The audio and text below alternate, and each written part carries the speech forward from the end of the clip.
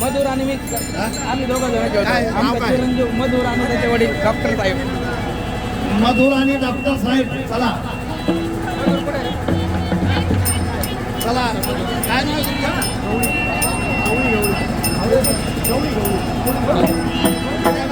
या ठिकाणी गवळी साहेब आणि त्यांच्या धर्मपत्नी खेळत आहे. चला राधा कृष्ण